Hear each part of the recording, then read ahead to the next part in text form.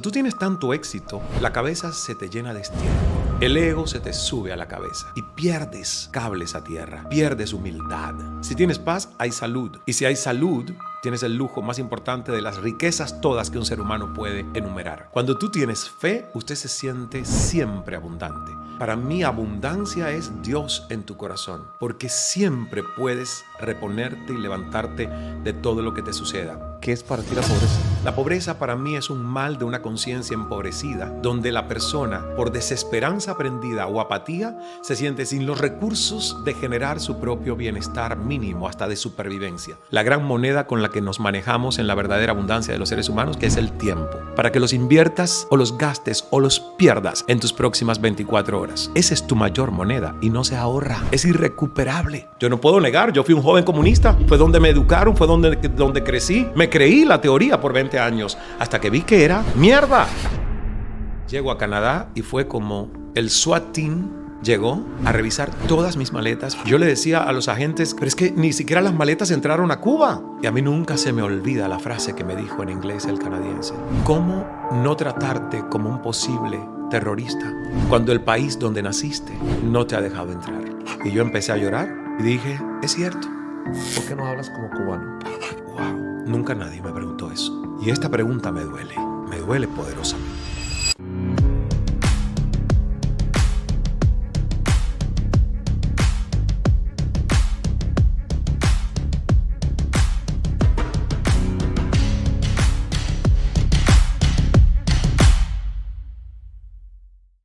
El día de hoy tengo el gusto de presentarte a Ismael Cala, autor de bestsellers en temas de liderazgo, emprendimiento y desarrollo personal, embajador del concepto de felicidad corporativa en América Latina. Durante más de 5 años presentó el show Cala en el prime time de CNN en español. The New York Times lo calificó como el Larry King latino. Actualmente es considerado uno de los comunicadores más importantes del continente y su mensaje de emprendimiento social, mindfulness y bienestar ha impactado a millones de personas que siguen su obra en libros, seminarios, talleres y conferencias, y que impacta el simple hecho de estar compartiendo con él, que me ha tocado hacerlo en varias ocasiones. Estoy muy contento de que se encuentre con nosotros en esta entrevista para traerte esta información. Alguien que habla con la mano en el corazón, que es uno de los mejores comunicadores que he conocido en mi vida y que vas a disfrutar mucho. Además, sé que vas a aprender y que te va a tocar el corazón. Comenzamos. ¿Qué tal, sinergéticos? ¿Cómo están? Bienvenidos de regreso a otro episodio más. Hoy traigo un gran invitado para ustedes, alguien que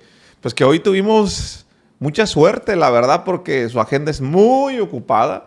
La última vez que habíamos platicado fue hace cerca de un año y andaba, creo que en la India, un país asiático, uno de esos países, lugar. Estaba muy lejos, pero la verdad es de las personas que yo creo que es la persona más querida que me ha tocado, que Margarita Pasos, que Vilma, que Luzma, que Requén, que muchos amigos y amistades que tengo yo aquí en Miami me han dicho, deberías de entrevistarlo.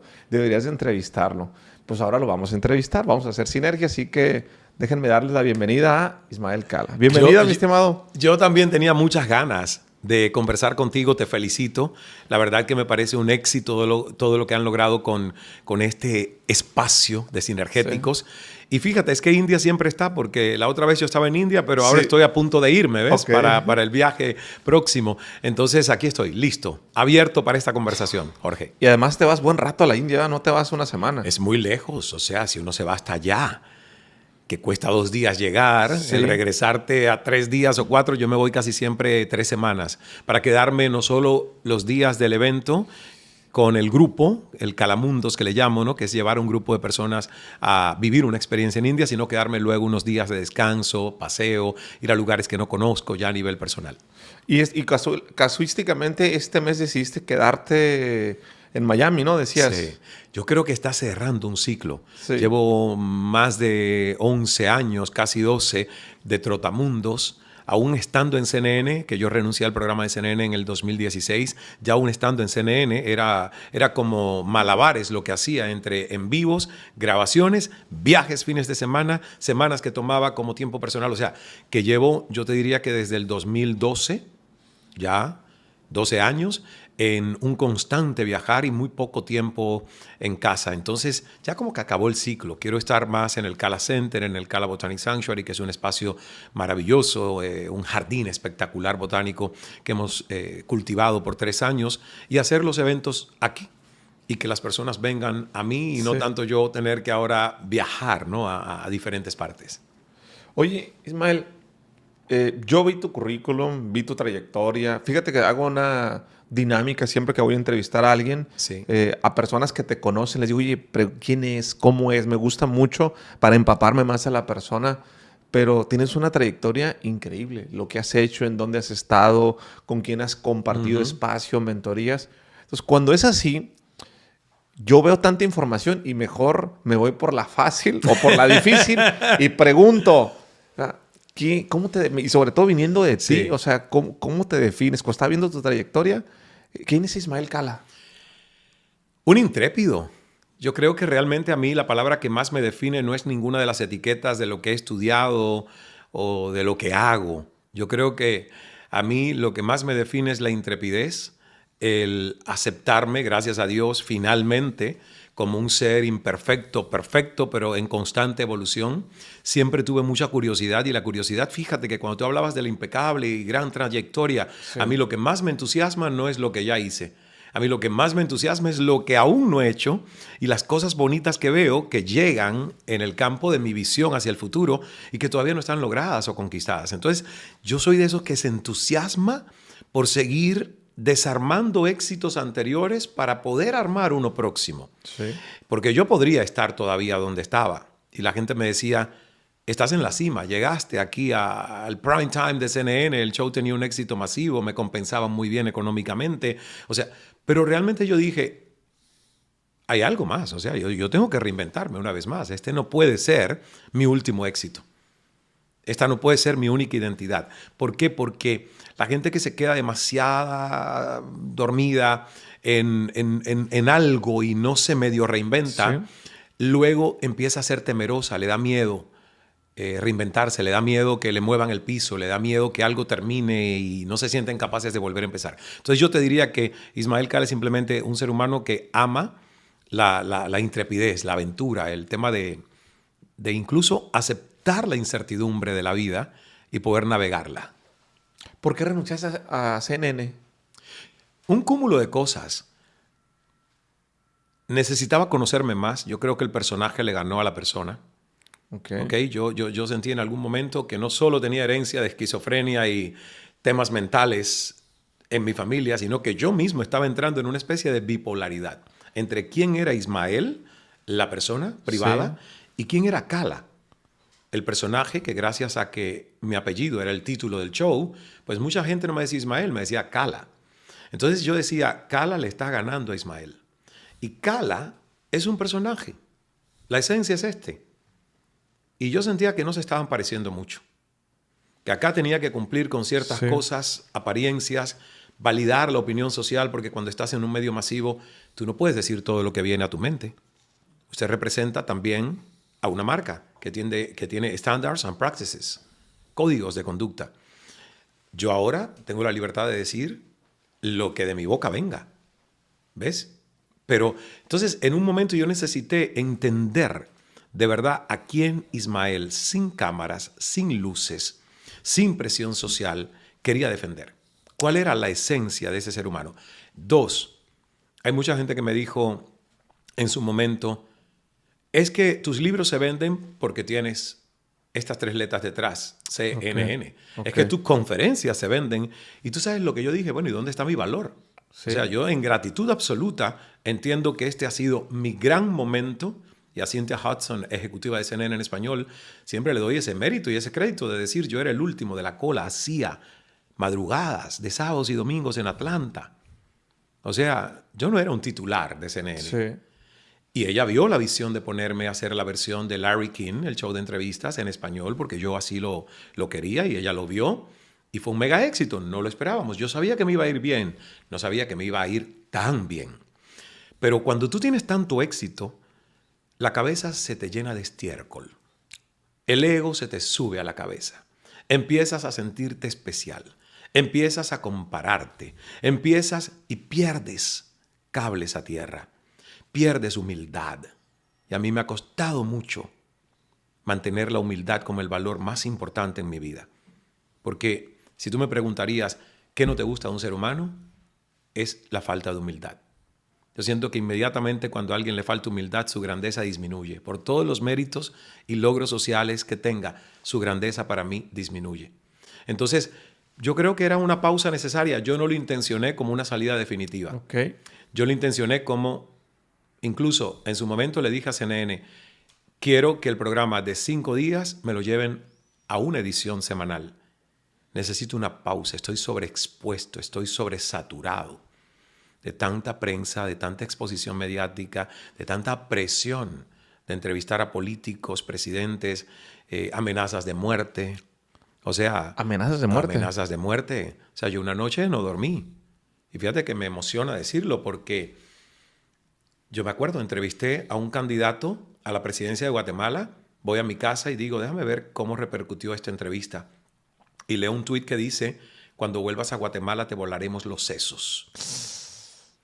¿Cómo tú duermes una noche cuando tú recibes un tuit así? Entonces, yo, ahora mirándolo digo, creo que aguanté mucha presión, Jorge. Mucha presión. Y la verdad, fue la decisión, profesionalmente hablando, más difícil que yo he tomado en mi vida. No me arrepiento. Extraño extraordinariamente las conversaciones que se producían. Sin embargo, creo que era hora de honrar la verdad que habitaba en mi corazón y no seguir con las cosas que mi ego me decía de que era un suicidio. ¿Y sabes lo bonito? Al día después de yo hacer mi último programa, mi teléfono dejó de tener mensajes, dejó de sonar tanto. Porque purgué la gente que solo quería a Cala y nunca de verdad amó o le interesó a Ismael. Y mi círculo social de hoy es mucho más sano, es mucho más saludable que ese círculo ficticio del poder que me daba ser el entrevistador estrella de CNN en español. Entonces gané mucho. Hay gente que piensa que perdí. Y yo todo lo que miro hacia atrás es ganancia. Sí. En todo sentido. Aunque las plataformas mías no tengan el alcance de las de CNN, son más sanas. Yo nunca más tuve una amenaza de muerte. Nunca más tuve tanto odio en Twitter como cuando hacía programas políticos. Ahora los volvería a hacer. Porque el Ismael de hoy es mucho más fuerte. Sí. Tiene muchas más herraduras, ¿ves? Tiene como que una armazón mucho más sólida. Pero el Ismael de entonces no era tan sólido y habían cosas que le sacaban, le quitaban un poco la paz. Es un medio complicado de estar en el mundo de las noticias, ¿eh? Ismael, ¿qué es el bienestar? Para mí el bienestar es la paz, que no es lo mismo que la euforia, la alegría o la carcajada, aunque yo amo hacer reír a la gente y que me hagan reír. De hecho, yo tengo una cruzada contra el estreñimiento.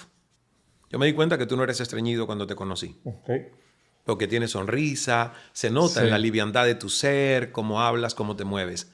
¿Por qué? Porque yo digo, la vida es tan breve como para ser pequeña. Y cuando tú no ríes, tú empequeñeces tu vida. Para mí el bienestar es paz, es que tú sientas gozo en el corazón. No siempre vas a estar alegre, pero tú puedes estar en paz con tu tristeza. Porque entiendes que hay un duelo, que perdiste a alguien y que lo lógico es que la tristeza sea una fase de un proceso para aceptación de una pérdida, ¿ves? Pero al mismo tiempo tienes paz. Eso es lo que yo en este momento logro. Que la rabia, que sí me quita la paz, sea muy efímera.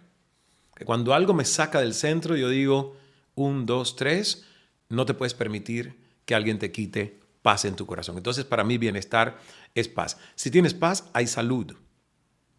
Y si hay salud, tienes el lujo más importante de las riquezas todas que un ser humano puede enumerar, que es ser una persona sana. ¿Cómo sabemos cuando tenemos bienestar? Es fácil. Tú cierras los ojos, respiras y sientes. Y sientes y te conectas y sientes. ¿Ves? El cuerpo te da información. Tu corazón y su latido te da información de si está latiendo sin esfuerzo, en su ritmo normal, habitual, esa danza que es muy armoniosa, Sí. o si tiene ahí como que a contracorriente, es cerrar los ojos. Sí. El cerrar los ojos y el respirar a nosotros nos da el sentido de si yo estoy viviendo a favor de mi bienestar o yo estoy viviendo en resistencia y resentimiento del bienestar. ¿Qué es la abundancia? ¡Wow! La abundancia es Dios. Esta respuesta no te lo hubiese yo dado hace 5 años atrás. Ok. Sin embargo, hoy para mí, Dios está tan presente. Yo entregué todo. Jorge, entregué todo al designio de Dios. Yo le dije a Dios, cuando hablo de Dios, estoy hablando de Padre, Hijo, Espíritu Santo. Yo fui monaguillo cuando Ok. niño. Pero después cuando me dijeron que los sacerdotes no se masturban y no se pueden casar, yo dije, no, no es para mí esto. Un adolescente se masturba, entonces yo lo veía como la cosa más natural del mundo. Sí. Y además, viví en un país comunista que prohibía la religión. Entonces fueron varios factores los que no me permitieron. Pero bueno, luego Dios dijo, Sí. no llegarías a ser sacerdote de la Iglesia Católica, pero mira, ahora estás siendo casi un guía espiritual para mucha gente. Con conciencia amplia, no con Sí. dogmas. No con dogmas. Para mí abundancia es Dios. ¿Por qué? Porque yo sí creo que cuando tú tienes fe, que fe es fuerza electromagnética de alta vibración. Ok. Cuando tú tienes fe, usted se siente siempre abundante, aunque haga 3 bancarrotas, aunque un emprendimiento no haya salido bien, aunque como me tocó a mí en el 2008, perdiera yo mi casa del sueño americano, la primera casa que compré en Estados Unidos en el 2006, con la burbuja hipotecaria del 2008, se devaluó y yo tuve que entregarla en un desalojo. Ok. Y yo nunca me sentí pobre. Yo sabía que era una casa, no había nacido en ella y no me iba a morir con ella en la tumba. ¿Ves? Para mí abundancia es Dios en tu corazón, porque siempre puedes reponerte y levantarte de todo lo que te suceda. Y como Dios hizo la naturaleza, si tú observas un jardín, observas un bosque, observas una montaña, una playa, te das cuenta que ahí todo está en orden divino. Ahí siempre hay abundancia. ¿Qué es la pobreza? Mencionas, y yo no me sentí pobre. ¿Qué es para ti la pobreza? La pobreza para mí es un estado mental que se refleja fuera en escasez de los recursos que al nacer te son conferidos para vivir una vida próspera. La pobreza para mí es un mal de una conciencia empobrecida, donde la persona, por desesperanza aprendida o apatía, se siente sin los recursos de generar su propio bienestar mínimo, hasta de supervivencia. Hay pobreza extrema, que es cuando la gente no tiene los recursos de lo mínimo necesario para su supervivencia, o sea, hambruna, no tiene techo. Y hay pobreza que no es extrema, pero que la gente sigue siendo pobre porque necesita que los demás le den los peces y los panes, porque no saben hacer el pan ni pescar. Y esos son tan preocupantes como estos otros, porque no están en su estado natural de gracia, de crear prosperidad y de quitar el velo engañoso de que este mundo se hizo para que seamos pobres. Yo no creo que ninguno de nosotros nació para ser pobre. Ninguno. Y la verdad, yo no leo libros de pobreza. Yo todos los libros que leo son sobre riqueza, porque mi enfoque está en ser más rico, más próspero, más abundante, porque con más recursos y buenos principios usted le puede hacer mucho bien al mundo y a toda la gente que entre en contacto contigo. Eres un instrumento de avance. Cuando nosotros hablamos de ser un guía espiritual con amplitud, mencionaste, ¿a qué te refieres cuando dices esa amplitud de conciencia? ¿A qué es? Mira, si te pones a pensar, a nosotros no nos enseñaron a entender qué es la conciencia humana. La verdadera conciencia, la que nos conecta con ese testigo silente que todos los seres humanos podemos activar, que es el observador consciente, para saber quién habla dentro de ti cuando tú estás escuchando tus propios pensamientos. Sí. ¿Quién habla cuando de tu boca sale tu verbo para decretar verdades? ¿Quién habla? Hay gente que no tiene conciencia de sí mismo. Tiene la conciencia de la moral socialmente inducida, de lo ético, correcto o incorrecto, del bien y el mal. Esa es una conciencia sin S. Yo digo que la conciencia grande lleva S y C, la supraconciencia. Entonces, para mí la conciencia es entenderme en lo que soy. No soy mi cuerpo, tengo un cuerpo. No soy mi mente, tengo una mente, pero si yo me identifico con mi mente, yo estaría en un psiquiátrico. Yo vengo de un papá esquizofrénico, un abuelito que se suicida cuando yo tenía menos de 4 años, una tía que se suicida siendo yo un adolescente, otra tía que acaba de suicidarse teniendo 72 años. 72 años. Sí. Wow. Por parte de madre también, otra tía con temas mentales y yo a los 15 años con antidepresivos y tratamiento de un psiquiátrico. O sea, no es una muy bonita predisposición o punto de partida. ¿Qué me ha salvado a mí? ¿Por qué yo no vivo medicado? Y sí meditado, porque gané conciencia de lo que soy. No soy mi mente. Por mi mente pueden pasar pensamientos macabros, tóxicos, negativos, de incluso otros, que en el campo unificado yo los puedo recoger, no son míos. Uno recoge cosas de otros. La energía somos vasos comunicantes. ¿O acaso tú no estás con alguien que está triste y se te contagia la tristeza? Sí. ¿O acaso no estás con alguien que vive riéndose y tú dices, quiero más tiempo con esta persona porque me llena de gracia el ver reír a esta persona? Somos vasos comunicantes. Entonces, la conciencia es conectarme a lo que es. Es la verdad profunda que es intangible, porque es energía, no es materia. ¿Y ahí de qué estamos hablando entonces? Del espíritu. ¿Quién eres tú hasta que tengas tu último aliento contigo? Un ser viviente. Sí. ¿Quién eres tú en el microinstante donde del cuerpo de Jorge salga ese aliento vital y eres un cadáver? Y tu materia empieza a descomponerse o hay que cremarla. Cuando hablamos de guía espiritual, no estamos hablando de dogmas, doctrinas, no. Eso es religión. La espiritualidad es, ¿qué somos nosotros que nos mantiene con vida? Somos energía en movimiento. Somos un aliento a través de cada inhalación y exhalación. Y la vida es eso. Es eso. Entonces, el espíritu, la espiritualidad, es la naturaleza divina de lo que somos seres humanos. Creas en Dios o no creas en Dios. Seas ateo o seas agnóstico, es que da igual. Sí. Nos regalan la vida aunque nosotros no creyamos o no creamos del todo en dónde está la verdad, ¿no? De lo que nos mantiene conectados a esa fuente infinita de bienestar, de salud. ¿Alguna vez pensaste en suicidarte? Sí. Sí. ¿Por qué no lo hiciste? Porque gracias a Dios mi madre tuvo una intervención tan temprana que llegó a tiempo. Y los otros me sujetaron en cuanto de mi boca salió la amenaza. Tenía 15 años, te digo que fue la etapa más tórrida de mi vida. Mi padre esquizofrénico, electroshocks, visitarlo en el hospital psiquiátrico, yo con una mente atribulada, pesadillas, delirio de persecución, medicamentos y en una escuela interna. Yo no fui nunca el típico macho latino y no lo seré porque ya no me interesa. En algún momento quise parecerme a los demás. Okay. Violentos, agresivos, voces engoladas para demostrar que hay que hablar como un macho y no pueden ni respirar. No, ya no me interesa eso porque me da igual. Eso no me importa. Al contrario, celebro mucho lo divino femenino que hay dentro de mí, lo potencio, porque creo que es parte del yin y el yang que necesitamos. Pero ese chico de 15 años, que era ese Ismael, quería ser más macho latino. Y los demás le hacían bullying, porque era un chico enfaldado, afeminado, amanerado, criado por mujeres. Sí.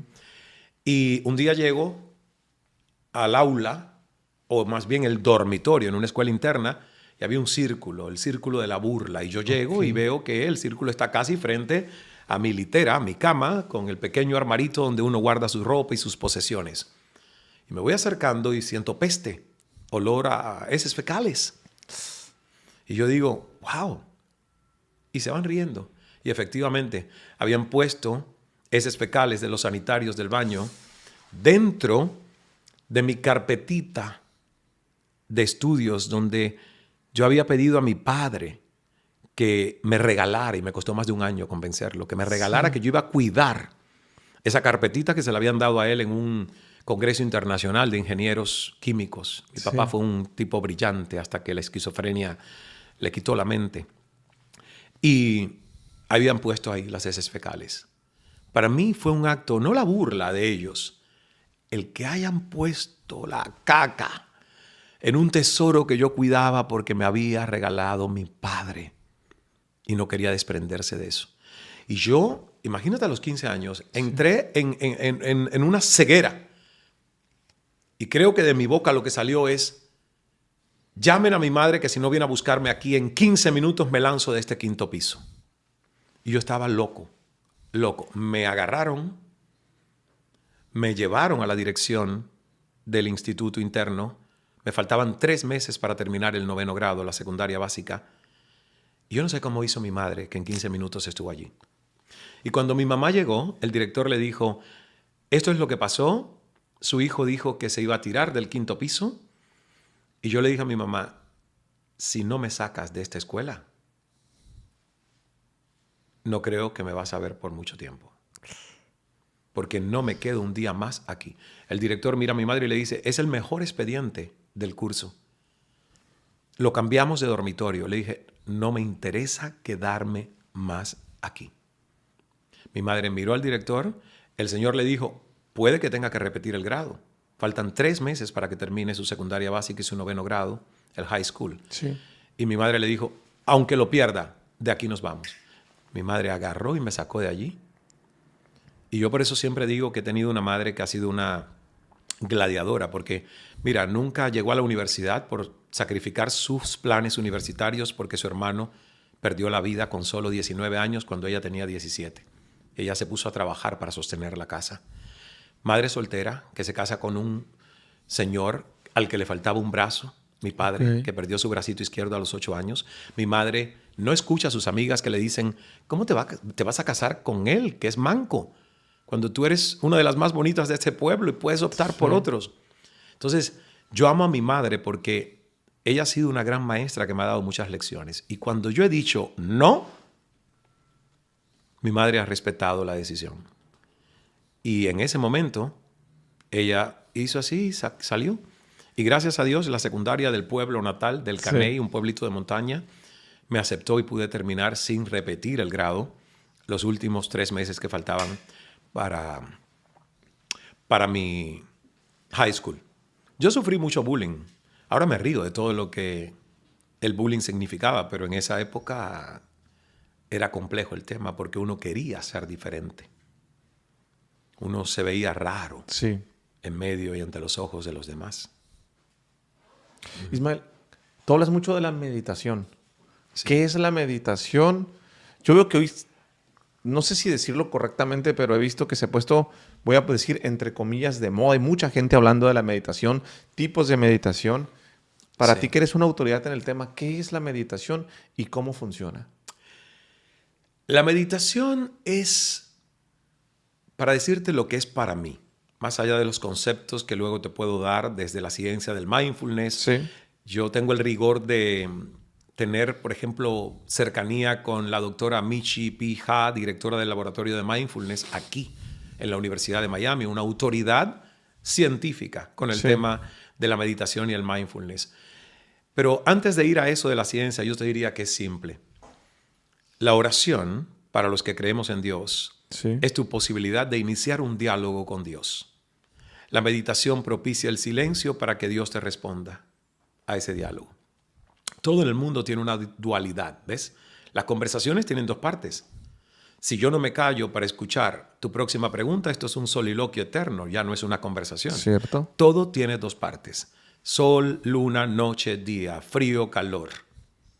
Entonces, el proceso de nuestra conexión y del saber encontrar respuestas de quiénes somos y hasta en la toma de decisiones cotidianas de nuestra vida tiene 2 partes. Una parte es: lanzo una intención, lanzo una pregunta, reclamo algo que creo merecer. A los que creemos en Dios es la oración, es el poder sanador de la oración. Y luego necesitas la otra parte, que es el arte de permitir y recibir respuestas a lo que has preguntado, a lo que has intencionado, a lo que has imaginado, porque se nos da imaginación. ¿Para qué? Para crear imágenes, para crear futuro. Entonces, la meditación es tu práctica para poder centrar a un nivel fisiológico, sistema central autónomo, emociones, crear esa especie de relajación y ese contenedor energético donde tu modo reactivo baja y tú puedes recibir iluminación, respuestas, inspiración. ¿Quién no quiere eso? ¿Quién no quiere una vida con fuerza más serena? ¿Quién no quiere más salud? ¿Quién no quiere espacios de silencio para acallar el ruido entre nuestros oídos? ¿Quién no desea tener más bienestar? Entonces la meditación es lo que te permite es manejo de tu energía. Darle una pausa a tu mente analítica y con la meditación tú bajas tu situation room, que es esa sala de situación que tiene la Casa Blanca para conflictos y crisis. Sí. Tú bajas ese situation room de la cabeza al corazón. Fíjate que toda técnica de meditación inevitablemente te hace cerrar tus ojitos. Algunas son activas y son a ojos abiertos en naturaleza. Y algunas combinan ojos cerrados y ojos abiertos, pero todas llevan respiración. Porque en cuanto yo te invito a ti a que tú centres tu atención consciente en la respiración, el entretenerte en hacer eso no te permite concentrarte en tu mente. Sí. ¿Ves? Entonces es un truquito. Es un truquito para simplemente dejar de ser tan mental. Hay gente que se enferma de tanto pensar. La meditación lo que te dice es, Descartes no estaba del todo correcto. Pienso y luego existo. No. Siento, pienso y luego existo. Me encantó. Descartes no estaba del todo correcto. No para mí. Sí. Hay gente que piensa que sí, hay gente muy materialista, no para mí tampoco. Hay gente muy intelectual, pero tú sabes lo que yo aprendí que me salvó la vida, Jorge. Que mi energía es mucho más importante que mi intelecto. Que tú me vuelvas a invitar a este podcast, que tú quieras sentarte conmigo a conversar, incluso sin luces y micrófonos, no tiene del todo que ver con lo que está saliendo intelectualmente de mi cabeza. Tiene mucho más que ver con lo que tú estás sintiendo, que mi campo electromagnético emana hacia ti. Nuestra energía como seres humanos es más importante que nuestro intelecto. La gente no va a recordar el 100% de lo que tú digas, pero la gente va a recordar la impronta, la huella de tu energía, cómo les hiciste sentir. Y para mí eso es muy importante hoy, porque lo que digo, en 3 horas lo olvidaste, pero lo que intencioné que sintieras, eso no se olvida. Eso queda en el corazón. ¿Quién es Dios para Ismael Cala? Es una energía. Dios es la abreviatura cómoda con la que nosotros tratamos de definir los grandes enigmas de nuestra existencia. Dios es amor inteligente, inteligencia amorosa, que creó estos mundos y los que están por descubrirse. Dios es omnipresente. Dios tiene muchas caras, historias y profetas. Todas son válidas, porque fue en la distancia y el aislamiento del ser humano en este planeta, búsqueda, cada quien según se lo pudo crear, de las verdades. Entonces Dios no tiene contrato de exclusividad con ninguna religión y lo tiene con todas, pero a todas desde la inclusión. Entonces para mí Dios es naturaleza. Yo soy de los que va a las iglesias. Yo estoy yendo, por ejemplo, en este mes que no he viajado, he ido con Mirna Cajan, mi amiga y hermana querida, todos los domingos a una iglesia diferente, aunque he repetido una que me ha gustado mucho. Iglesias cristianas. Ahora quiero ir a la católica, puedo ir a una sinagoga. En India voy a templos hinduistas, aunque yo no entienda mucho de la religión hinduista, porque tienen más de 3,000 deidades. Sin embargo, es la energía lo que me importa. Es la celebración de que Dios es amor.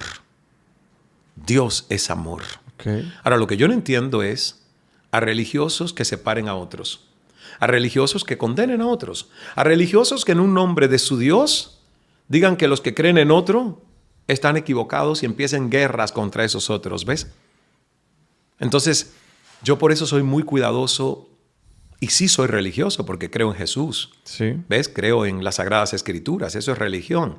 Pero no fue Cristo el que hizo el cristianismo, fueron sus discípulos y seguidores. No fue Buda el que hizo el budismo con todas sus reglas, fueron quienes vinieron después. Y así lo que hoy llamamos instituciones o religiones institucionalizadas no fueron creadas por los profetas, sino por sus seguidores que empezaron a poner reglas. Entonces, para mí es eso. Dios es una energía. Y yo veo a Dios mucho más frecuentemente en la naturaleza que en la iglesia.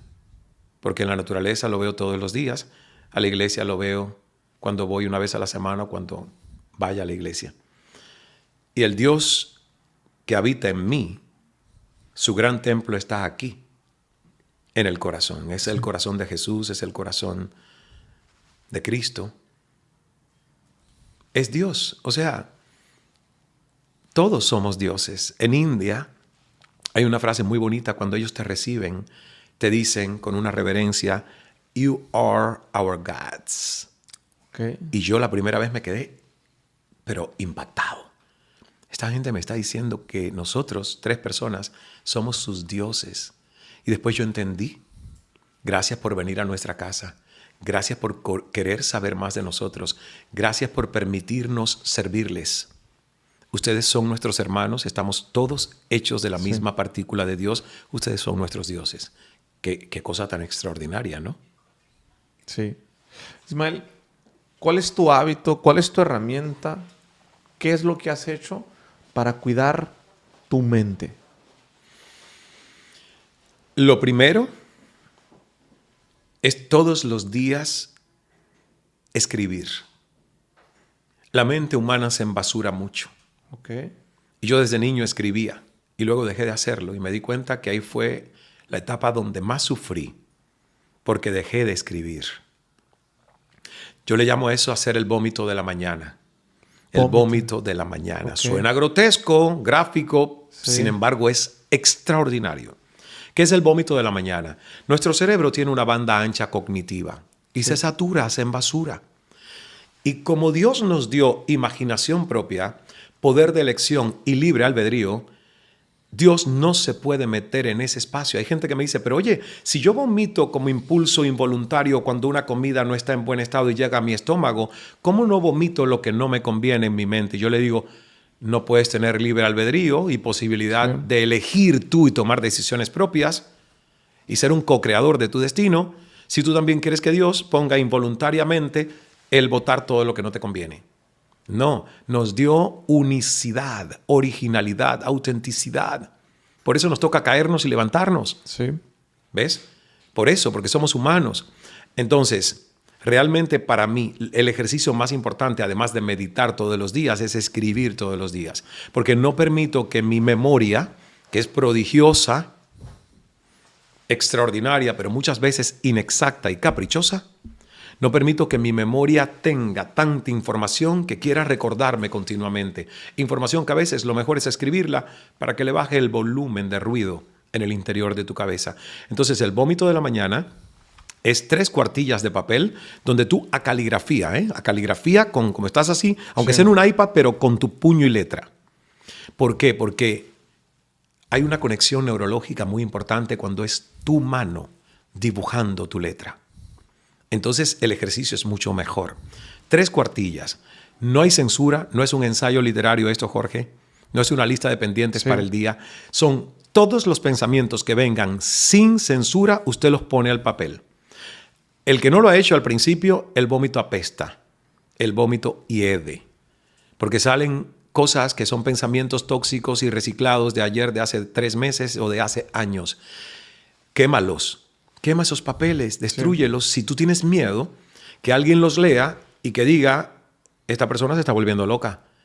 ¡Wow! ¡Qué cosa tan fea tiene en su cabeza! Sí. Quémalos. Llegará un momento después de semanas haciendo esto, como que me pasó a mí, que lo que salga en ese vómito ya no es tóxico. No hay nada ya. No hay nada. Entonces salen ideas bonitas, sale inspiración. ¿Y sabes qué ocurrió conmigo en la pandemia de hacer el vómito todos los días? Empecé a recibir poesías. Ándale. Y ahora tengo un libro de poesías que voy a publicar después del próximo. No va a ser el próximo, pero ya está listo un libro de poesías. Y yo digo, ¿quién me hubiera a mí dicho hace años que yo solo escribía periodismo, noticias, que yo sería capaz de tener un poeta adentro? Bueno, no está adentro en realidad. Sí. Más bien llega desde arriba. Y sale sin esfuerzo y yo simplemente recibo y luego corrijo un poquito las rimas Y tengo, pero muchísimos poemas, ya escritos, más de 60 poemas. 60 poemas. 60 poemas. Wow. La mayoría descargados en aviones, ¿podrás creer? En aviones, en vuelos. Como yo siempre vivo viajando, Sí. y el avión yo le llamo mi laboratorio, mi tubo de ensayo, porque yo me siento solito. Si no quiero Sí. conversar, me pongo mis audífonos. Y miro al de al lado a veces y digo, déjame quitarme los audífonos porque tengo la sensación de que hay una persona interesante a quien descubrir a mi lado. Pero si no, me pongo los audífonos, medito y empiezo ok, a ver, ¿hay poesía o no hay poesía? Y eso sí los he escrito en el teléfono, porque tengo el teléfono en el avión y voy recibiendo y escribiendo el poema. Me gusta eso. Fíjate qué reinvención tan padre ahora. Tantos poemas. Oye, Ismael, ahorita estábamos tocando el tema de la abundancia. Uh-huh. ¿Qué hábitos podemos utilizar para atraer la abundancia? ¿Qué tanto crees en la ley del secreto, en las leyes para traer abundancia? Mucha gente anda buscando la libertad financiera, anda buscando la abundancia, pero no da con la señal. Ese es mi tema de hoy. Okay. Si tú me preguntas, ¿qué estás leyendo hoy? ¿Qué lee Ismael Cala? Como te dije ahorita, todos son libros de riqueza, libertad financiera, inversión, emprendimiento y cómo generar más abundancia. Y te estoy hablando no solo espiritual, te estoy hablando material, financiera. ¿Y por qué? Porque yo crecí queriendo ser rico, pero no tan rico como para tener una fortuna que me creara problemas con hermanos, familiares y amigos. Hello. Hasta que me di cuenta que yo mismo estaba haciendo el bloque de limitación de cuánta abundancia Dios tenía para mí en mi vida. Entonces me di cuenta de esa creencia, ¿ves? Que limitaba. Quiero ser rico, pero no tan rico. O sea, sabía que no quería ser pobre porque hubo mucha penuria y escasez en mi vida de niño y adolescencia, en un país como Cuba, que hasta los juguetes tenías tú que ganártelo en una lotería de tickets con un número, y llegabas a la tienda y veías en la vitrina un trencito eléctrico, pero tenías el número 500 tantos y no te tocaba porque se acababa antes. O sea, yo crecí con esa sensación de que el dinero era raro y escaso y de que no había para todos. En un país como Cuba, en algo que ya dije y vuelvo a repetir, que es el modelo del socialismo y el comunismo, que es una reverenda mierda escrita con la palabra toda con mayúsculas. No es que tiene la S mayúscula, no, todo está en mayúsculas. Es la gran porquería que Marx y Engels crearon con el marxismo-leninismo y que a mí me lo metieron en la cabeza por tantos años. ¿Verdad? Entonces, yo hoy lo que quiero es ser un generador de avance y prosperidad para todos los seres humanos con los que entro en contacto. Y para eso tengo que yo ser más abundante para poder ser un instrumento de mayor abundancia para otros. Tú no puedes ser pobre y escribirme un libro de riqueza, porque ¿dónde está la congruencia? ¿Dónde está la congruencia? Entonces, sí hay principios y sí hay leyes. Y uno de los principios es, mira qué fácil, si cabe en tu mente, cabe en tu vida. Wow. Si cabe en tu mente, entra en tu vida. Si en tu mente no caben $2 millones, no los pidas, porque no estás listo para administrarlos. Los vas a despilfarrar. Vas a tener que poner tus 2 millones en manos de otros que, como tú no sabes ni tienes idea dónde te lo van a invertir y no sabes leer un Excel y no sabes manejarlos, muy posiblemente no te ayuden a que los prosperes. Entonces, si cabe en tu mente, cabe en tu vida. Y la gente hoy está tan disparatadamente dormida, pensando en el afuera, que no se dan cuenta que no es que trabajes más o que hagas más cosas. No. Hay un principio que es el del 80-20. Y este es mágico. Sí. El resultado de tu abundancia en un 20% depende de tus acciones. En un 80% depende de tu psicología y tus creencias. De hasta dónde hay un espacio en tu cabeza de merecimiento que lo ve como posible hoy un número determinado de fortuna económica. ¿Ves? Entonces yo he tenido que trabajar ese número. Emilio Estefan, por ejemplo, ha sido un gran mentor de prosperidad para mí. Okay. En una conversación en el 2012, en un almuerzo con él, Emilio me dice, ¿cuánto ganas hoy? Yo no le pude decir, yo me puse rojo porque digo, a mí me han enseñado desde que llegué a Canadá que no se habla de dinero y que esto, pero él era mi mentor, yo le pedí que fuese mi mentor de prosperidad y emprendimiento. Sí. Y él me dijo, te pregunto porque quiero tener una base, porque... Entonces me dijo, ¿sabes qué, Ismael? No me lo digas, veo que estás incómodo. ¿Qué tal si yo te digo que hoy, con las habilidades que tú tienes, con lo bien que te va y el impacto que tienes en la gente a través de este programa que haces en CNN, tú deberías estar produciendo unos $3 millones al año? Yo hice así, mira, la silla casi que me la... Porque yo dije, ¿cómo este hombre puede ver lo que yo no veo? Sí. ¿Cómo en la cabeza de Emilio cabe un número que aún no entra en la mía? Ok. Esa conversación... Me pasa. Te pasa, ¿verdad? Me pasa. Ya a mí no. Ya no. Pero en ese momento, yo salí de esa conversa no triste ni deprimido, intrigado, entusiasmado. Porque sabía que él no me estaba diciendo, ve y pide a Cynthia Hudson $3 millones de salario. No. Emilio lo que me estaba diciendo es, tienes la capacidad, los talentos y los recursos para tú, emprender, usar tu cerebro creativamente y con tus ideas producir $3 millones. Y Cal Enterprises estaba surgiendo ese año, el mismo año donde tuve la conversación con Emilio Estefan. Abriste el contexto. Hoy ese número es realidad, ya no es un sueño. Porque primero cupo en mi mente y después se hizo realidad. Sí. ¿Ves? Pasar esos $3 millones en producción, que no son para el bolsillo de Ismael Cala. Nosotros somos más de 40 y tantas personas en el Grupo Cala y Fundación Ismael Cala. Es repartir la abundancia. ¿Ves? Pero ya el número no se hizo imposible. Entonces, si tú me preguntas a alguien que nos está escuchando y mirando, ¿quiero tener más dinero? Lo primero es, empieza por gestionar más dinero en el umbral de tu mente.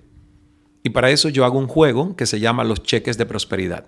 Y le entrego a las personas unas planillas de cheques en blanco donde tú aprendes a gestionar cada vez más cantidades de dinero. Porque tu cerebro es el maestro del engaño. Ok. ¿O acaso cuando tú tienes un sueño erótico no amaneces húmedo? Sí, claro. A mí me ha pasado. Y más que húmedo a veces. Mira, si no te ha pasado a ti, te lo has perdido. ¿Acaso si no tienes una pesadilla no te levantas y estás en sudor como diciendo, Dios mío, menos mal que era un sueño? Sí. El cerebro no distingue entre ficción o realidad. Por eso es que tanto éxito va a tener muy pronto la inteligencia artificial unida a la realidad virtual aumentada. Sí. Porque para el cerebro no es que tú estás con un casco viendo una película en tercera dimensión. Para el cerebro es una experiencia vívida, real. Usemos la imaginación y usemos el cerebro para reprogramar nuestro umbral de merecimiento, nuestros límites de aceptación de hasta dónde yo merezco generar. Entonces, esos cheques de prosperidad, tú empiezas con $1,000, lo recibes y lo tienes que gastar, no se ahorran. Al día siguiente te llega el doble. Okay. Lo recibes, pero no los puedes acumular. ¿Por qué? Porque están siendo dados como mismo te está dando Dios desde su banco universal, la gran moneda con la que nos manejamos en la verdadera abundancia de los seres humanos, que es el tiempo. ¿Ves? Sí. El tiempo. Nosotros recibimos todos, no importa si eres Jeff Bezos, Richard Branson o quien seas, recibes todas las medias noches 86.400 segundos de estreno para que los inviertas o los gastes o los pierdas en tus próximas 24 horas. Esa es tu mayor moneda y no se ahorra. Es irrecuperable. Entonces yo manejo el dinero en estos cheques de prosperidad como manejo el tiempo. No los puedo ahorrar. Ok. ¿Y eso qué va haciendo? Que te va entrenando a que tú ves el dinero como una energía que fluye. Y te vas acostumbrando a tu cerebro en que úsalo porque cada vez entra más, cada vez mereces más. Cada vez con mayor facilidad y menos esfuerzo, estás conectándote a cantidades de dinero que ingresan a ti. Esto para mí ha sido mágico. Y te digo sinceramente que yo nunca pensé haberme metido en un proyecto como el Cala Center, que para completarlo necesita millones y millones de dólares. Y ya no me pregunto de dónde, ni cuándo, ni cómo llegan. Okay. Confío en que están ahí y se van manifestando. ¿Qué es ser un analfabeto emocional? Un analfabeto emocional es aquella persona que no es capaz de liderar y autogestionar sus emociones. Un analfabeto emocional es alguien que es reactivo. Es alguien que su cerebro reptiliano, que es el más básico de nuestros cerebros, que es el que maneja nuestros impulsos y reacciones viscerales, toma la mayor parte de las decisiones en respuesta al entorno, a los estímulos, a las provocaciones de otros. Un analfabeto emocional es alguien que se le cruza un auto en su camino y empieza a decirle: eres el gran hijo de tu madre, tu padre y toda tu parentela, y pierde la paz. ¿Ves? Pierde la paz. Sí. Y a mí me pasó. Yo creo que una vez en Toronto, a mí estuvieron a punto de darme con una pistola. Gracias a Dios ese señor no tenía una pistola, porque yo estaba haciendo un estacionamiento en paralelo, no lo sabía hacer, tenía toda la calle paralizada detrás de mí y me tocaban las bocinas y yo me bajé del auto, al primer auto, y me lo tragué, literalmente como una fiera. Y yo después me quedé y digo, si este señor hubiera tenido una pistola, te pega un tiro. A lo mejor me pongo un tiro. Porque por ¿cómo qué tú te vas a lo hacer tragaste? eso? Pero yo era impulsivo, me decían fosforito. Me decían fosforito. No digo mecha corta porque mecha corta en algunos países es que tienes el pene pequeño. Entonces, no, una vez lo dije, Sí. es que yo era fosforito, era como explosivo, tenía la mecha corta. Y no sé si fue en Colombia, en algún país que me dijeron, oye, no digas más lo de la mecha corta porque aquí se entiende como que tienes el pene pequeño. Digo, no, cancelado eso porque no, eso no nos importa eso, ¿no? Sí. Entonces, o sí importa más bien eso. Sí, pero importante, sí importa. Reprogramo, fosforito. Ya ahora, realmente, si medito, yo sé que tengo mayores posibilidades de no ser reactivo. De que tú me puedas soltar un agravio, una provocación incluso deliberada, y que yo la pueda torear y no enfrentar. Y a lo mejor, si estoy bien sereno, usar el sarcasmo sagrado, que es un recurso que yo enseño en nuestras formaciones de Cal Speaking Academy, Sí. que es una anécdota de Winston Churchill. Pero tú me dices si tenemos tiempo de contarla. Sí, cuéntamela. A mí me gustan las anécdotas de las historias. A mí también. Y soy fan de él, además. Yo también. Tengo un póster así de Winston Churchill para el curso de oratoria y lo pongo ahí.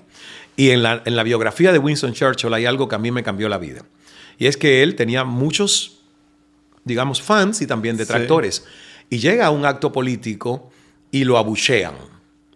Okay. Y una de sus detractoras, una mujer, una señora, grita por encima de todos y dice: señor Churchill, usted es un viejo deplorable, asqueroso, rufián. Si yo fuese su esposa, le pondría veneno en el café. Y todo el mundo dijo, Y él hizo silencio, se sonrió, miró a la señora y gritó: señora mía, si yo fuese su esposo, me tomaría el café.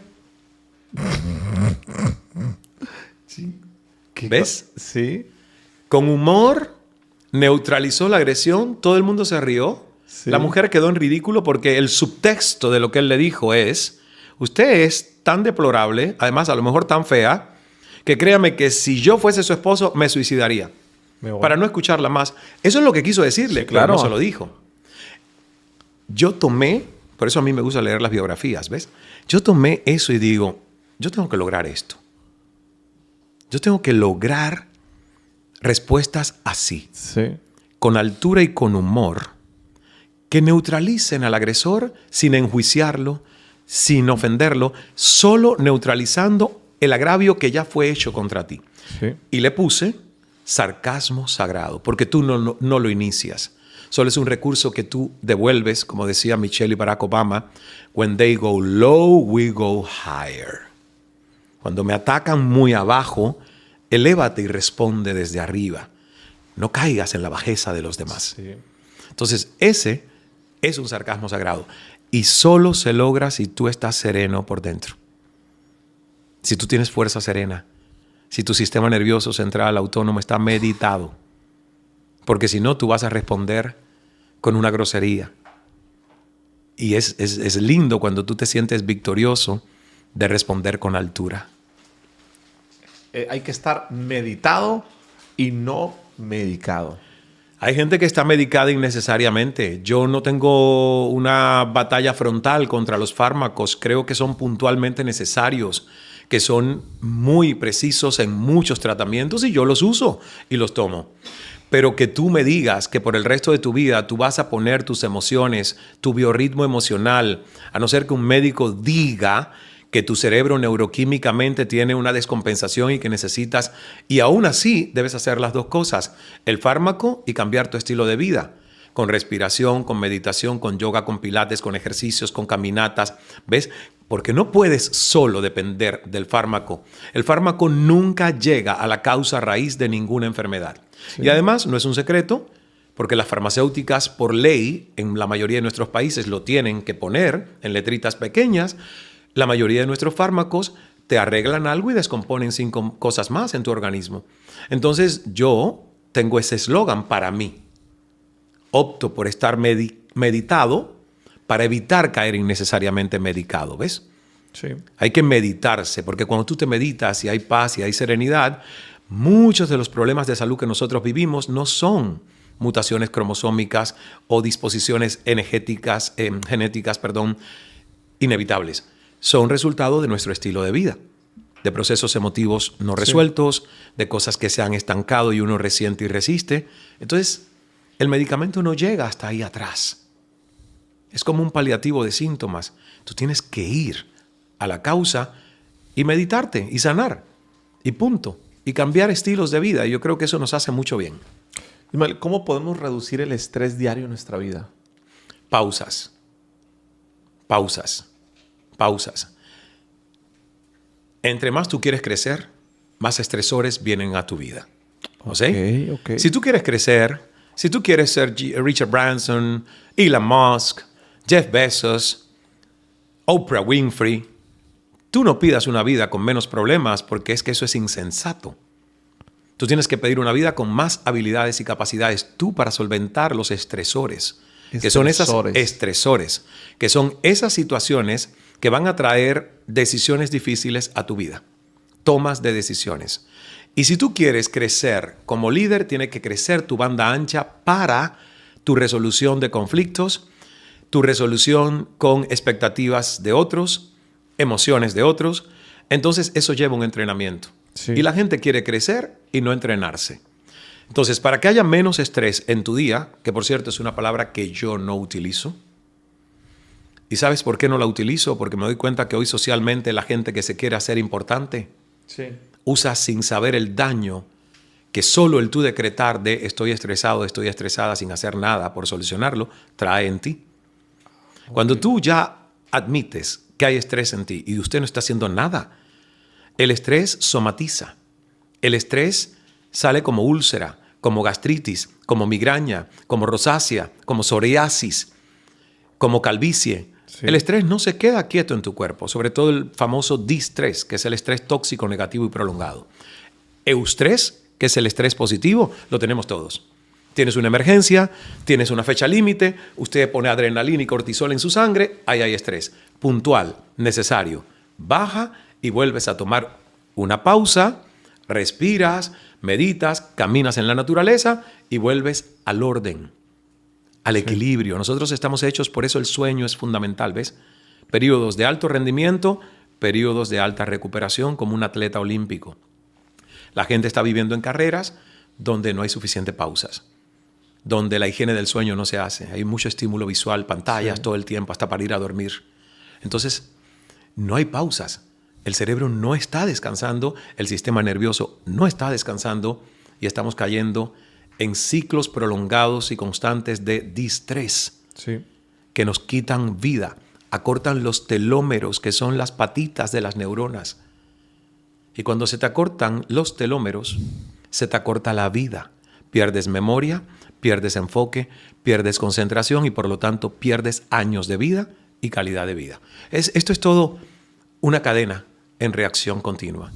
Entonces, yo hace mucho tiempo que no uso la palabra estrés. Okay. ¿Por qué? Porque cuando lo siento, hago algo para que no escale.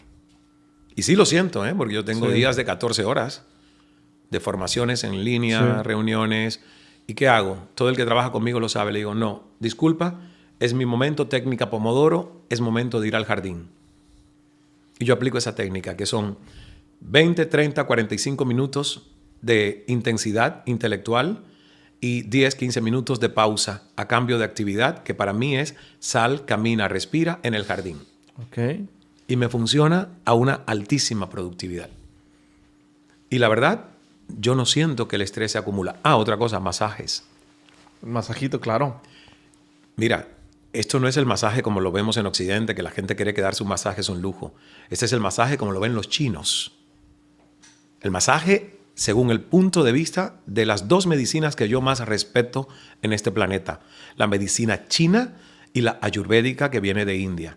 Okay. Si tú vas a las bases de la salud preventiva en ambos sistemas médicos, el masaje está en los dos. No como el lujo que nosotros nos damos de me sobra plata, me voy a dar el lujo como recreación de darme un masaje. No.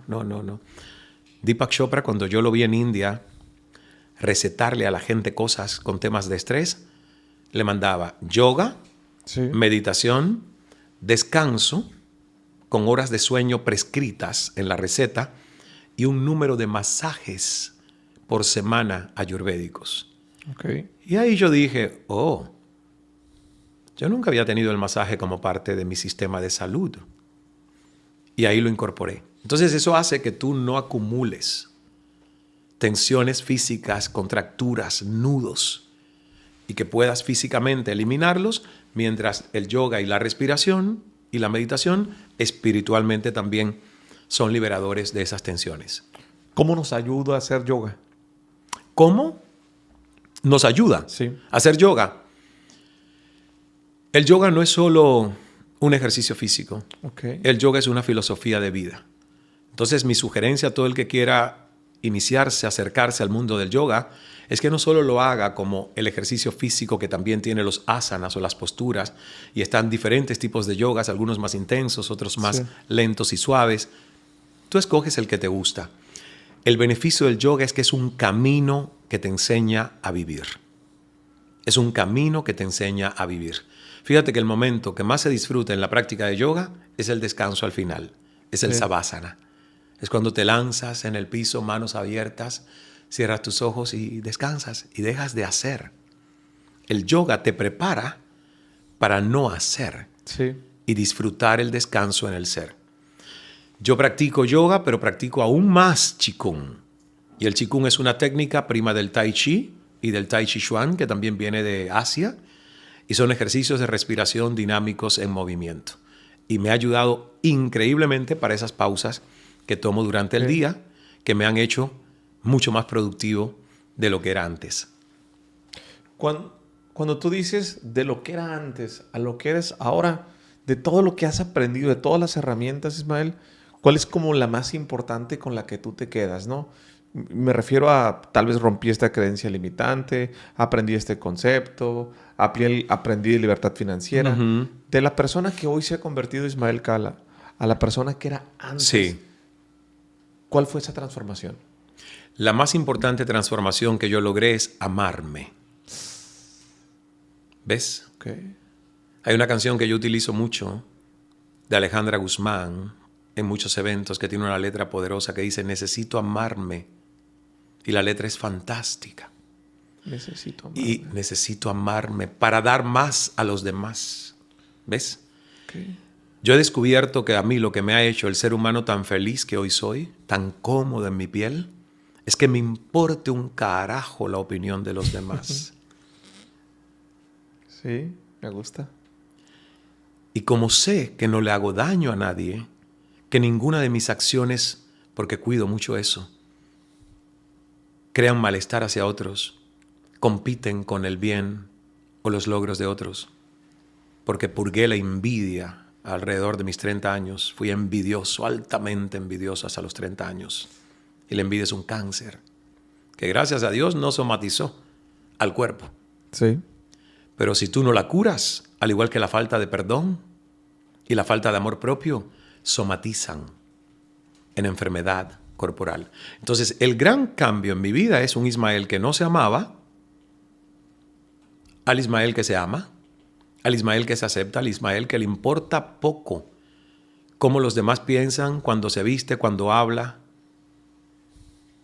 preferencias sexuales. A mí me importa un carajo en este momento lo que tú pienses de mí, Jorge. Me da igual. Sí. ¿Ves? Porque yo te acepto tal cual eres. Y yo quiero ser tu amigo porque no quiero cambiar nada de lo que hoy tú eres. Y los seres humanos somos como una cesta de frutas. Y tú tienes que tener amigos y saber que no todos son bananas tan fáciles de pelar y comer, que hay algunos que son cocos. Y que para entrarle hay que darle machetazo. Sin embargo, cuando el coco está listo para abrirse, solito se quiebra y deja salir la plántula, que va a ser el nuevo árbol. Entonces hay que tener la paciencia de que algunos seres humanos tienen más bloqueos, filtros para dejarte entrar en ellos. Yo era así, era un coco. Hoy no, hoy yo creo que soy más un kiwi, más fácil de comer, de morder, con menos cáscara, menos piel gruesa, porque si te gusta bien, bien, y si no te gusto, no tengo que caerle bien a todos. Jesucristo no tuvo 100% de aprobación, murió en la cruz. Obama tampoco, Nelson Mandela tampoco. Y ponte a pensar quién en este mundo lidera con 100% de aprobación de los demás. Entonces, ¿por qué quiero tenerlo yo? Ya no me importa. Pero por mucho tiempo sí, quería ser monedita de oro, caerle bien a todo el mundo. Es una falacia. Sí. Ese es el cambio. Si tú me preguntas, ¿qué cambió en ti? Yo digo, la fórmula es simple. Alguien que no se amaba, alguien que se ama, porque estudió y se logró conocer. Hay una frase maravillosa de Sócrates que dice, conócete a ti mismo para que puedas cuidar bien de ti. Sí. Hay mucha gente que no se conoce y por lo tanto no se ama. Y si tú no te amas, no hay paz. Y si no hay paz, no hay salud. Y si no hay salud, no hay bienestar. Y si tú no te amas, tampoco hay mucha risa. No hay mucha gracia. Entonces, vives medio estreñido, ¿no?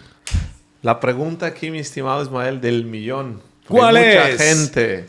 ¿Cómo aprendiste a amarte a ti mismo? Fíjate que escuché una frase en el Mastermind la semana pasada que decía más o menos así: la gente prefiere quedar bien con otro que quedar bien consigo mismo. Puta madre, dije, increíble. Claro. Obviamente es contrario a lo que tú me dices, pero la gente vive así. Bueno, yo vivía así, por eso te estoy diciendo. Sí. Yo prefería quedar bien con otros que conmigo mismo. Y esa es la fórmula de un desastre, de insatisfacción personal, porque ahí tú demuestras que la opinión de los demás tiene más peso en ti que tus valores, principios y autoexpresión honesta de saber quién eres y cuando tienes que decir un no, decir un no. Y tus amigos tienen que aceptar un no.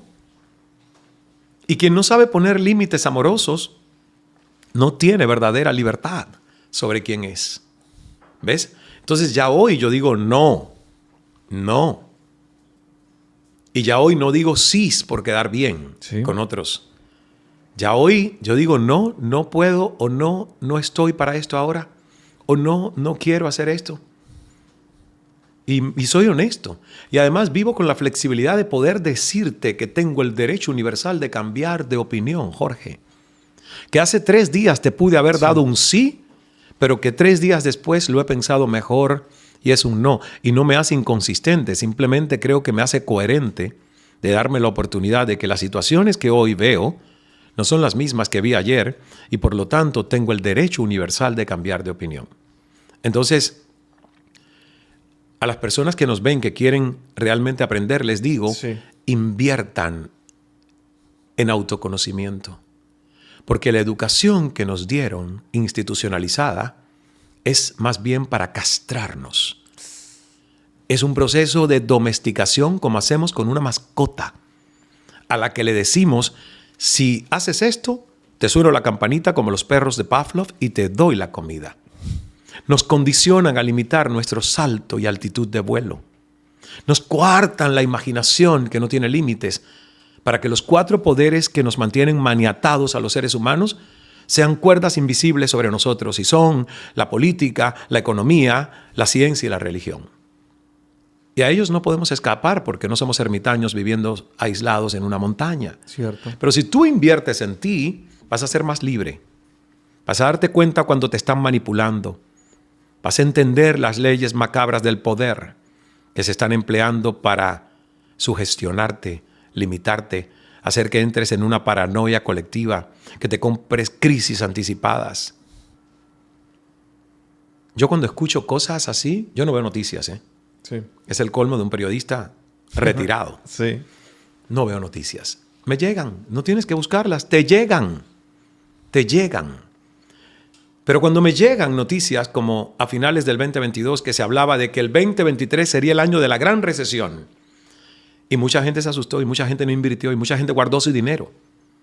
Y yo me dije a mí y luego le dije a todo mi grupo de gente, soy Ismael Cala. Y les digo algo. El 2023 para nosotros como Cala Group es un año de expansión porque nosotros no participamos de la recesión. No participamos. Yo no vi recesión por ningún lado. Tuvo altos y bajos como cualquier año.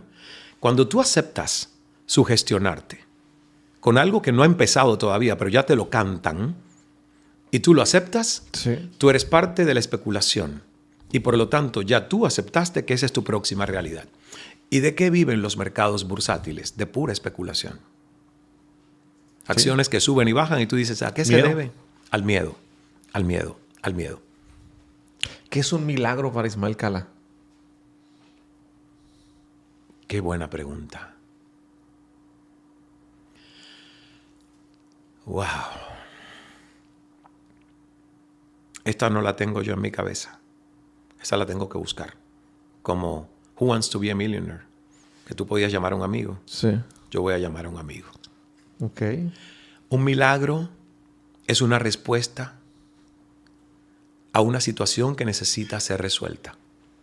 Un milagro es el cumplimiento a una necesidad, un deseo, una promesa o un reclamo. Un milagro es todo lo que nosotros a diario recibimos cuando algo soluciona una crisis, una necesidad, solventa un pedido. Un milagro es lo que es la vida.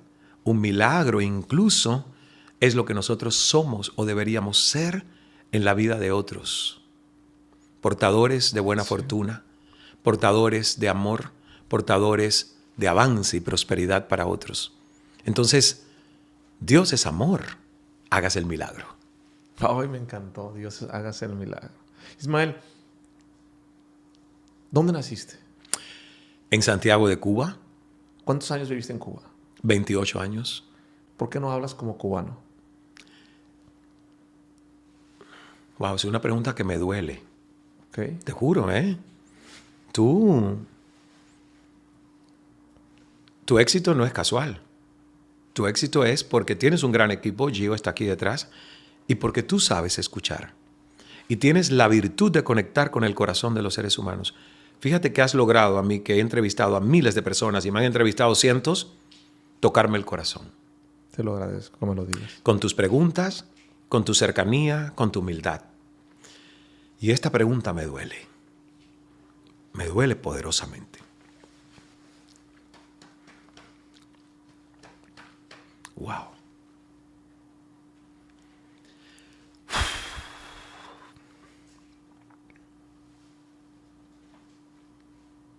Wow. Nunca nadie me preguntó eso. ¿Por qué no hablas como cubano?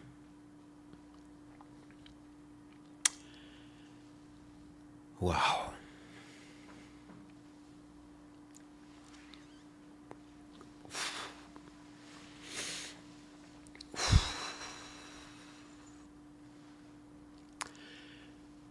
Yo tuve la gran bendición a mis 8 años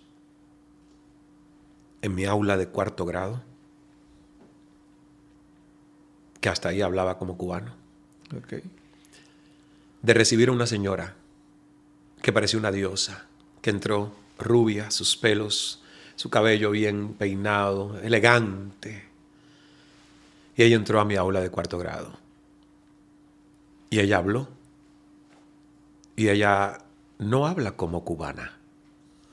Ella vive, tiene 92 años, vive en Santiago de Cuba. Nunca perdí el contacto con ella.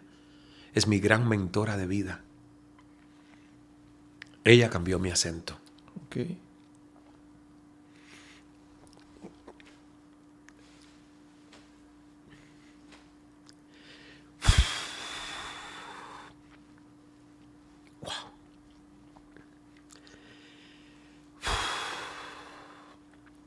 Ella cambió mi vida. Ella le dio a ese niño la confianza que ese niño no tenía. Ella me invitó a ser parte, después de una prueba, donde me paré enfrente del aula, Sí. a la que yo temía por bullying. Y levanté la manito así.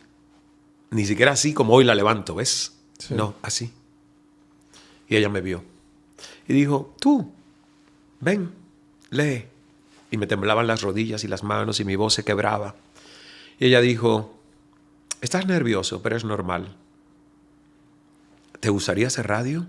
¿Te gustaría ser actor, locutor, infantil, grabar un programa de radio para niños? Y yo abrí los ojos y dije, sí. Porque ya yo leía en la iglesia. Como niño ayudante en la misa. Había hecho primera comunión, catequesis y leí en la iglesia. La iglesia hasta ese momento era mi espacio seguro donde no se permitía el bullying. Yo era un niño que no salía al receso escolar, al patio. Se quedaba solo en su pupitre para no enfrentarse a los demás. Y esta señora me dijo, bueno, tenemos que pedirle permiso a tu madre todos los sábados que te lleve a la emisora de radio desde las 9 de la mañana hasta las 5 de la tarde. Yo les voy a entrenar almuerzo y grabación del programa donde cada sábado ustedes van a ser personajes, narradores. Y así comenzó, Jorge, mi formación como actor y locutor infantil. Okay. Y ella no hablaba como cubana, hablaba entre argentina y mexicana. Ella también era rara y la criticaban y la vivían fustigando y criticando porque decían que nos estaba instalando un acento extranjerizante. Okay. Y que nos estaba quitando la norma cubana de hablar. Sin embargo, ella nos decía, ustedes siempre serán cubanos. Y el amor a esta isla y el amor a la identidad no tiene nada que ver con tragarse las heces y hablar con una papa en la boca, que no se les entienda lo que dicen. Ella nos ponía el lápiz en la boca, que es un ejercicio que todavía yo enseño y hago, para llevar la dicción a un gimnasio y convertirla en una dicción, como tienen los mexicanos, de alta definición. El Caribe no tiene alta definición. Yo amo el Caribe. Somos especiales, musicales, pero no hablamos del todo bien.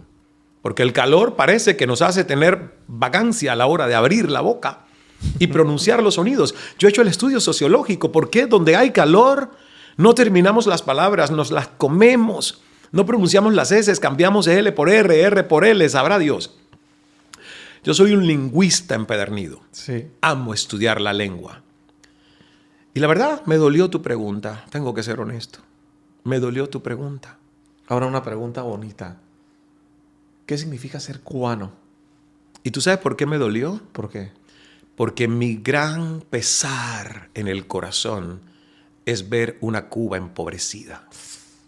Una Cuba mediocre. Una Cuba donde la gente tiene que seguir saliendo porque la desesperanza reina. Porque vuelvo y repito, ese lacre del comunismo, socialismo, esa cosa que fue una basofia que yo me creí por 20 años. Porque yo no voy a negar, y a mí no me importa que la gente en Miami escuche esto. Sí. Yo no puedo negar, yo fui un joven comunista. Fue donde me educaron, fue donde crecí. Me creí la teoría por 20 años. Hasta que vi que era mierda, basofia. Pero sí lo creí. ¿Cómo no vas a creer si al niño lo adoctrinan?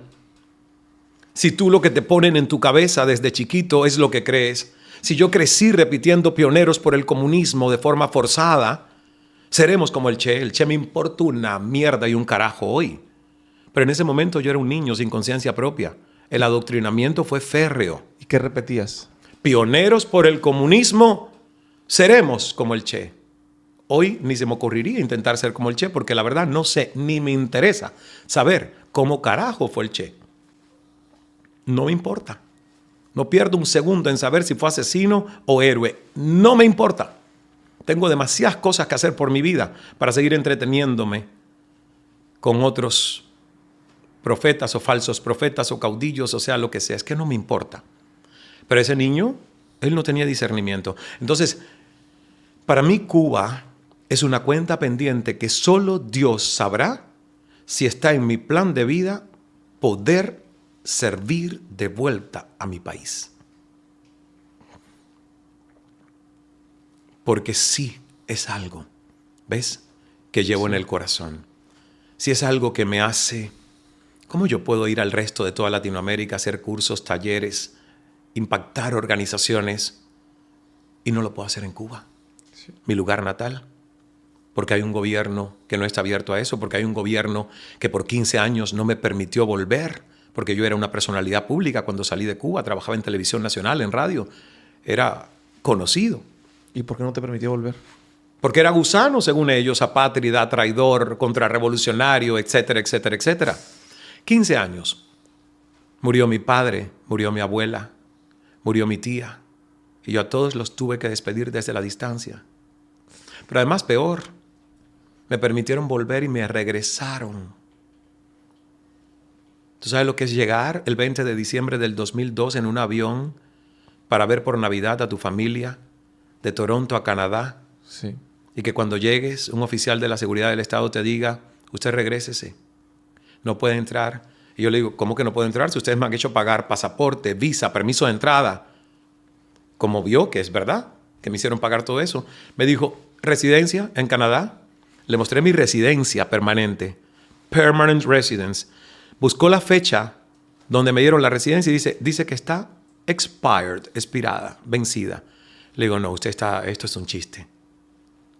Ahí dice expedition date, no expiration date.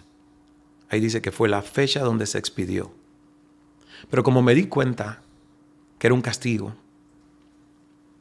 tuve la inteligencia de decir, llámeme a Air Canada, representante de Air Canada, porque aquí no me quedo.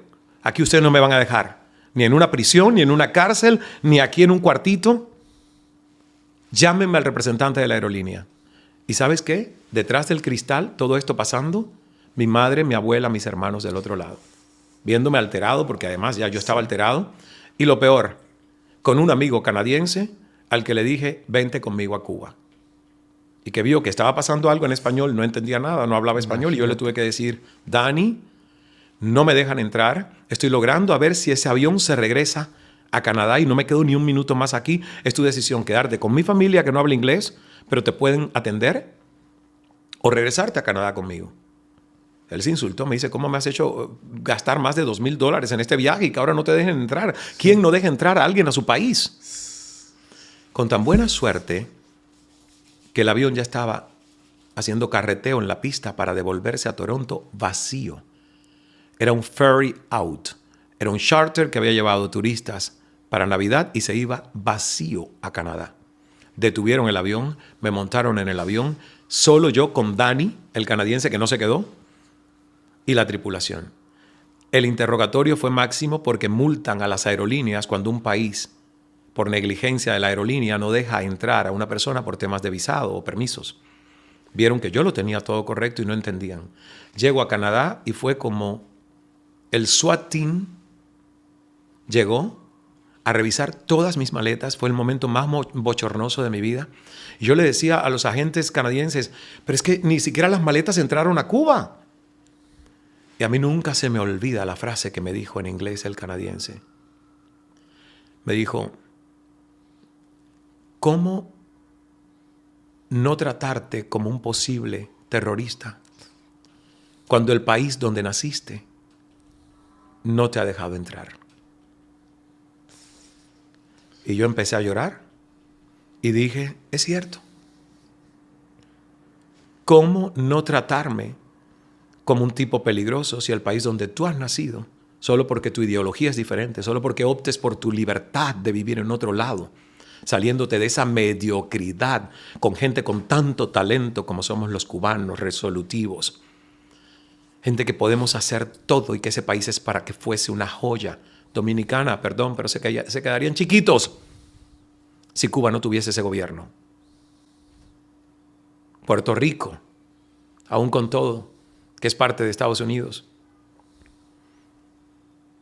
Cuba sería una joya, porque lo es. Porque lo es. Sin embargo, mi historia ha sido complicada, difícil con Cuba. Y por más de 15 años yo bloqueé Cuba. Y bloqueé todo lo que tendría que ver con Cuba. Películas, música, todo lo que me recordaba ese dolor del exilio y de no poder regresar. Y luego, en el 2016, en un programa en CNN sobre Cuba, yo hablé de que tendría razones para odiar, para no perdonar, como mucha gente en el exilio aquí en Miami, pero que mi corazón entendió hace mucho tiempo que ningún resentimiento está justificado en nuestro corazón, porque es el veneno que tú te tragas.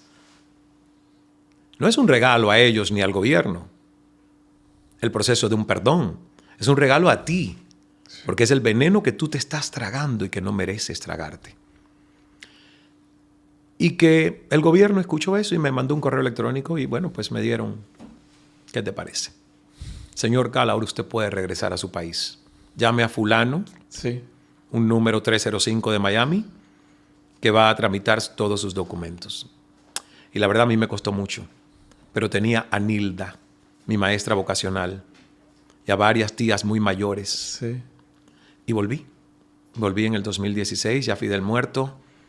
Y la verdad que fue muy lindo porque vi a Nilda y a mis parientes y a mi familia y eso no tiene precio. ¿Por qué has tenido tanto éxito en tu vida, Ismael? ¿Crees que hay gente que nace con estrella y crees que nace estrellados? ¿O por qué tienes tanto éxito en tu vida? Yo creo que todos nacemos estrellados, Ok. pero para ser estrellas, no de la mala manera de decir. Nacemos estrellados porque nacemos con estrellas. Mira, yo creo que el éxito ha sido una consecución de ir despertando hacia una conciencia que vaya al bien mayor, a sentirme instrumento, a sentirme puente, a sentirme servidor, a cultivar la humildad aún en los momentos de mayor reconocimiento social, a no creerte tanto los elogios más altos como tampoco sucumbir con las críticas más feroces, estar en el medio. Y yo creo que el éxito te acompaña cuando tú te sientes un éxito, no cuando crees que tus logros son tus éxitos. Y yo me siento un éxito. Y te juro, yo no necesito que nadie venga y me diga, Ismael, eres un éxito. Yo me siento un éxito. Yo me siento un éxito. Me salga mejor un emprendimiento o fracase estrepitosamente. Porque sé que como soy un éxito, vendrán otros momentos de gloria. Hay una frase muy impresionante de una anécdota de un rey que se la sabía todo y quería tener la frase más sabia del universo. Hizo un concurso entre sus sabios, no ganó ninguno de sus sabios y vino un campesino de un reino cercano en harapos y se acercó. Y no lo querían ni dejar entrar porque, claro, la apariencia es, este no es un sabio, este es un muerto de hambre, ¿no? Uno juzga mucho a la gente por apariencias.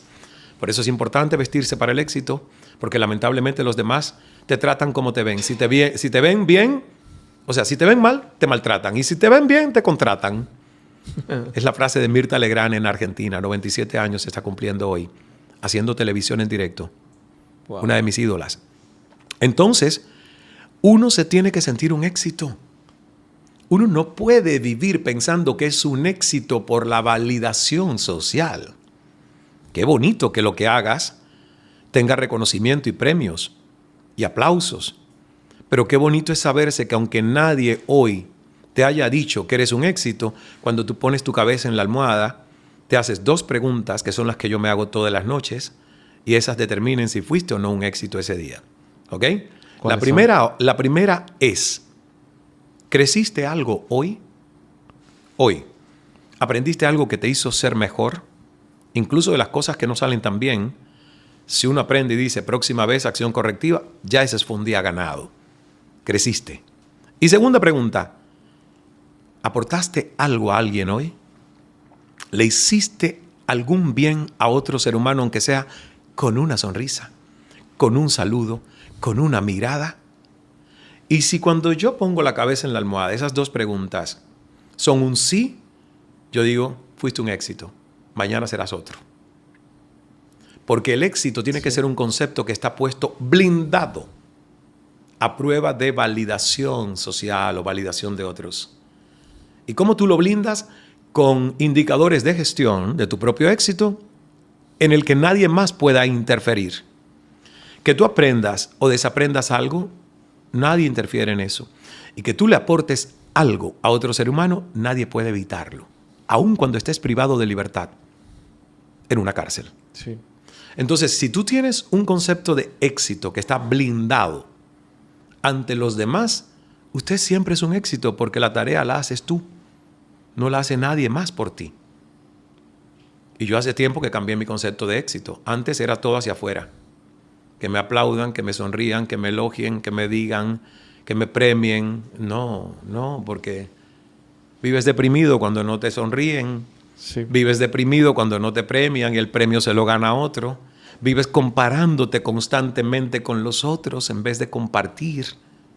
Entonces, éxito es un concepto que tiene que ser totalmente tuyo, hacia adentro. Me gusta.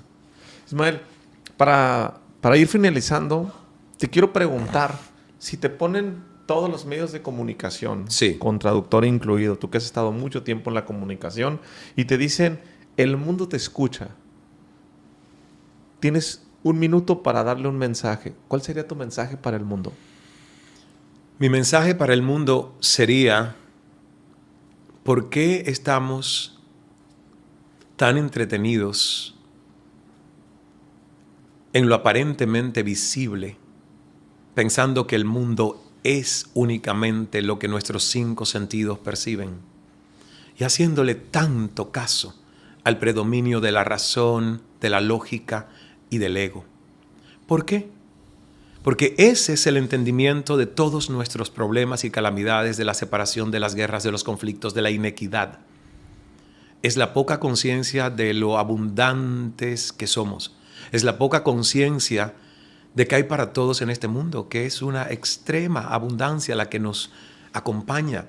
Pero como nos separamos de los demás y permitimos que el temor nuble nuestra visión desde el juego del amor, que es el verdadero juego que hay que jugar en la vida, caemos en el egoísmo, la avaricia y la apatía, que son los 3 males de conciencia empobrecida que explican por sí solos todo lo que sucede, que no nos gusta o que no merecemos sobre este hermoso planeta que es la casa común. Sí. Y creo que ya llegué al minuto. Justo, sí sabes de esto. Ismael, por último. Oye, Jorge, me dijiste que la última era la otra. No, y ahora dices que esta es la última. O sea, dices, para cerrar, te dije para ir cerrando. Yo no sé cuánto tiempo llevamos hablando. ¿Qué significa para ti 1 más 1 es igual a 3? ¿Qué se te viene a la cabeza? 1 más 1 es igual a 3. A mí lo que me viene a la cabeza cuando pienso en esto es que no es 2, que es 3, porque cuando sumas a 2, estás también sumando a Dios. Y cuando sumas a Dios, es una multitud. Entonces, 1 más 1 es la unión de 2 intenciones que ya tiene la intención mayor. Fíjate que hay un pasaje bíblico que dice algo así de que júntense y les escucharé. Es algo que parafraseo, no es textual. Pero yo eso es cuando lo leí, digo 1 más 1 es 3, porque ahí tiene que estar Dios. Ismael, te agradezco de corazón. Sentí algo muy bonito de estarte entrevistando. Yo también. Tienes una energía no muy lloro bonita. tan fácil en entrevistas, te juro. Fue bien profundo lo que has logrado tocar, que sí, que no es muy común porque hago esto muy a menudo. Entonces no todo el mundo crea el suficiente ambiente y la intimidad de que, wow, vayas a cosas que puedan remover fibras muy profundas. Te agradezco mucho tu tiempo, tu disposición. para las personas que no te conocen, que quieren saber más de ti, de tus programas, de todo lo que haces, ¿cómo te pueden buscar, Ismael? ismaelcala.com, y de hecho también pueden entrar a www.cala.academy, en inglés, con Y al final. ¿Y por qué? Porque justo estoy en este año haciendo un reto de meditaciones guiadas de 21 días.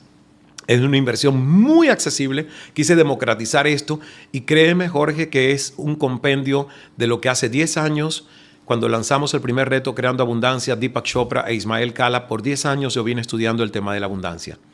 Y la verdad, me ha dado muy buenos resultados.